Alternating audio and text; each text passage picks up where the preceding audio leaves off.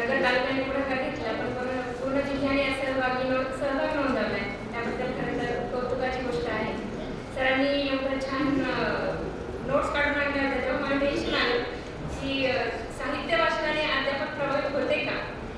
हे ज्यावेळेस विषय समजला त्यावेळेस मला बालपणापासून सगळं आठवलं की फक्त अध्यापनातच साहित्याचा उपयोग होतो का, तर नाही. अक्षरशः जन्मल्यापासून म्हणजे आपण एखाद्या लहान बाळ जन्मलं तर त्याला थोडंसं समज आली,